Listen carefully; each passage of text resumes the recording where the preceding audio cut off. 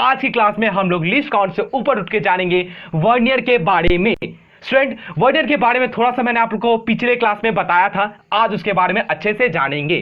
तो चलिए बिना टाइम वेस्ट करते हुए स्टार्ट करते हैं। स्टूडेंट, अगर अब तक आप लोगों ने मेरे चैनल को सब्सक्राइब नहीं किया है तो प्लीज सब्सक्राइब कर ले, क्योंकि स्टूडेंट अगर आपको नहीं पता है तो यह बात जान लीजिए कि अगर आपको करना है 90+ स्कोर इन फिजिक्स में आपके अपकमिंग एग्जामिनेशन में, तो आपको मेरे चैनल को सब्सक्राइब करना इंपॉर्टेंट है और साथ ही साथ मेरे हर एक वीडियो को देखना भी इंपॉर्टेंट है।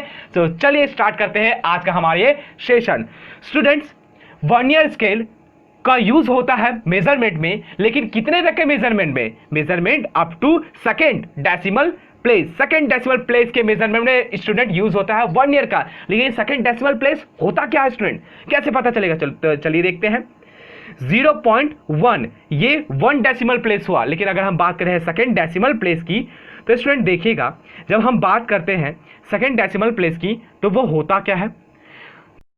जब हम बात है सेकेंड डेसिमल प्लेस की तो वो है 0.01 सेंटीमीटर का मेजरमेंट कौन देता है? जी हां, वर्नियर स्केल देता है। 0.01 सेंटीमीटर का मेजरमेंट वर्नियर स्केल देता है।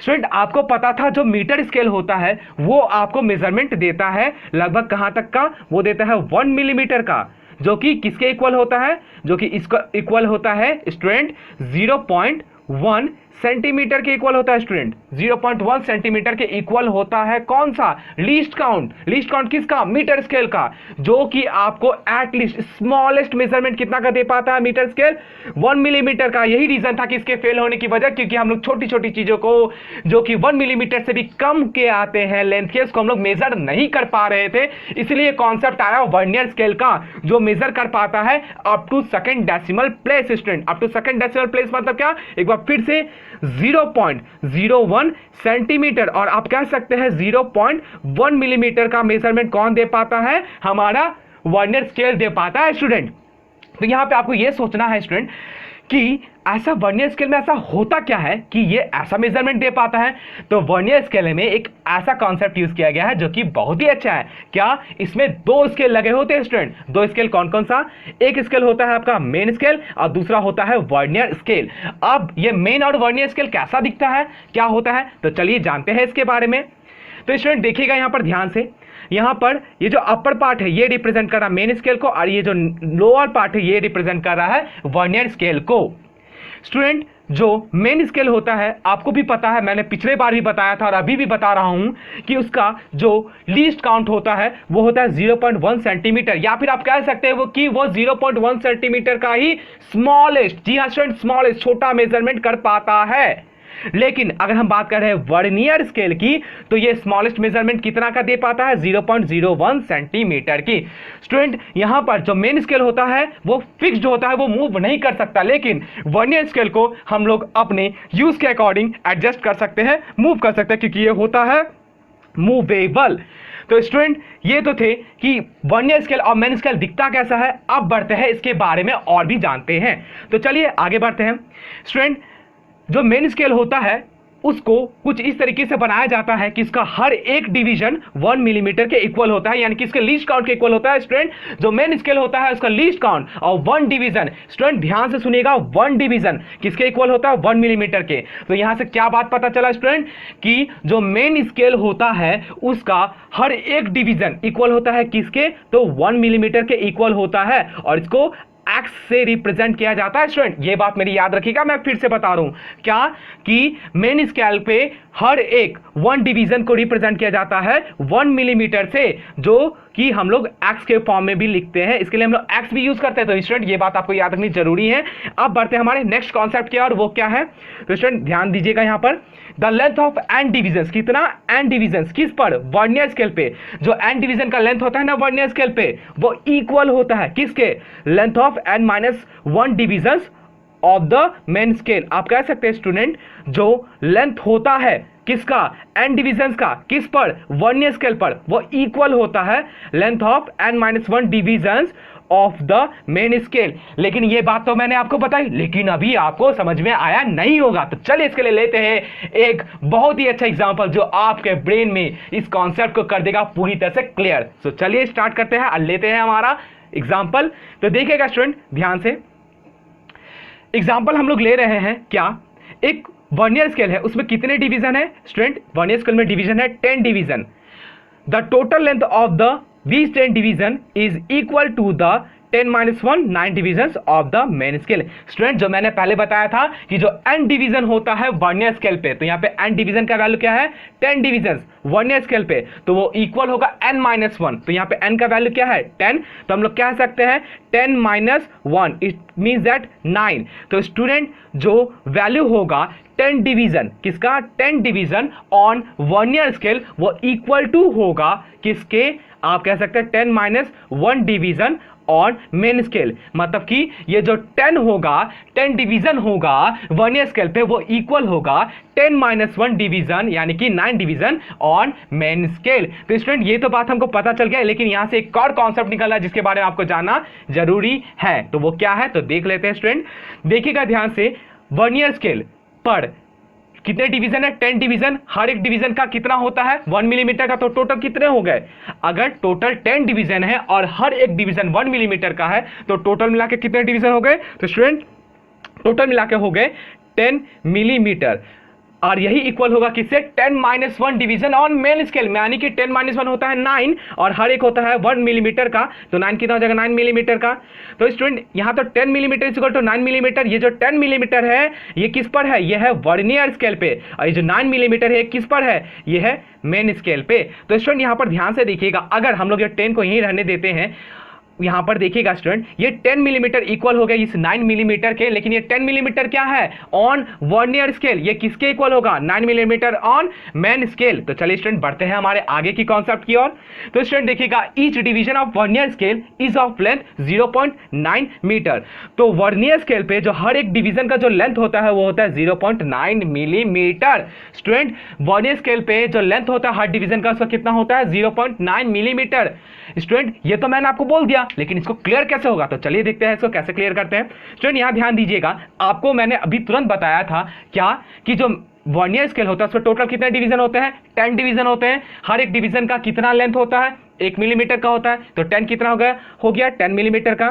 तो स्टूडेंट देखिएगा 10 डिवीजन कितने के हो गए, यानी कि 10 मिलीमीटर लेंथ के हो गए, जो इक्वल होता है 9 डिवीजन ऑन मेन स्केल, जैसा कि मैंने पहले भी बताया था। स्टूडेंट यहां पर ध्यान देखिएगा, पूरा ध्यान दीजिएगा, क्योंकि ये कॉन्सेप्ट बहुत इंपॉर्टेंट है आप लोगों के लिए।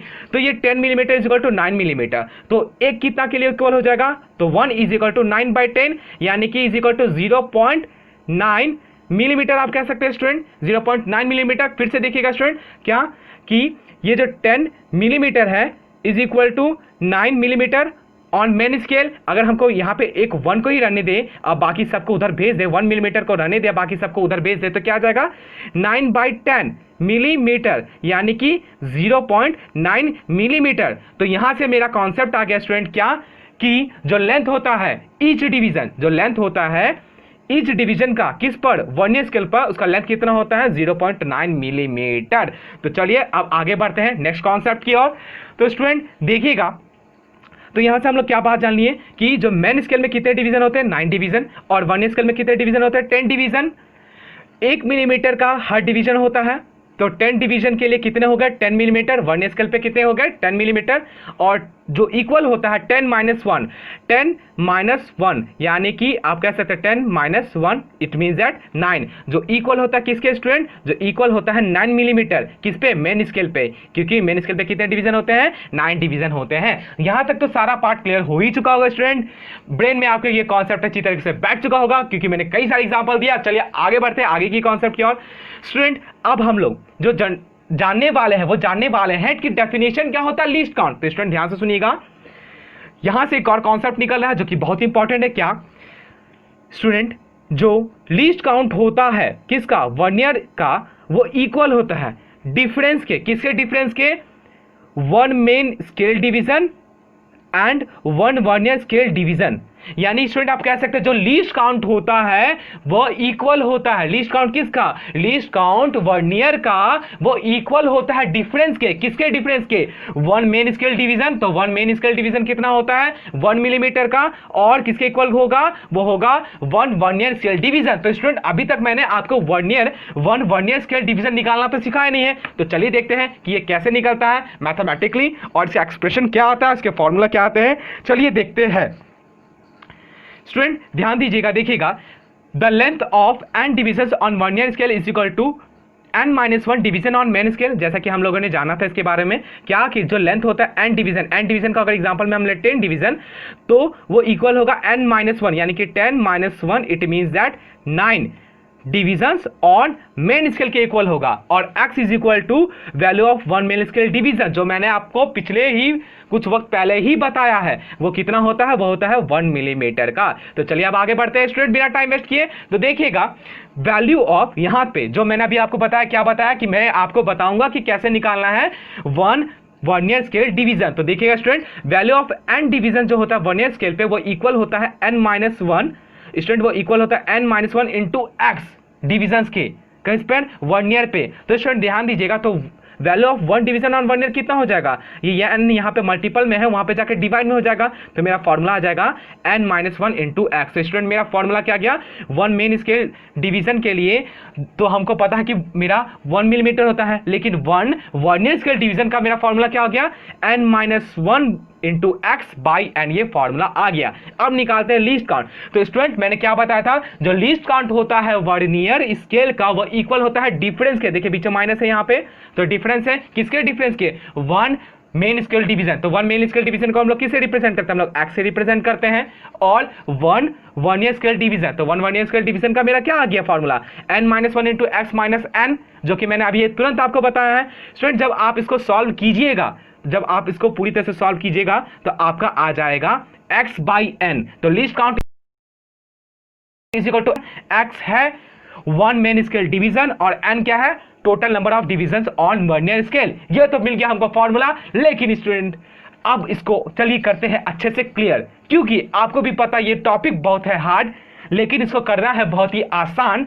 तो चलिए बढ़ते हैं एक एग्जांपल की ओर। तो स्टूडेंट देखिएगा, यह एग्जांपल मैंने लिया है मेन स्केल, ठीक है, एक मेन स्केल है जिसका आप कह सकते हैं लीस्ट काउंट 1 मिलीमीटर है, और एक वर्नियर स्केल है जिस पे कितने डिवीजन है, 10 डिवीजन है स्टूडेंट, कितने डिवीजन, 10 डिवीजन, जो इक्वल होगा 9 डिवीजन ऑन मेन स्केल। ये दिया है और हमको फाइंड करने बोला गया लीस्ट काउंट। तो निकालते चलिए, value of 1 division of main scale, जिसको हम लोग एक्स से रिप्रेजेंट करते हैं, वो हो जाएगा 1 मिलीमीटर, जो मैंने आपको पहले भी बताया है।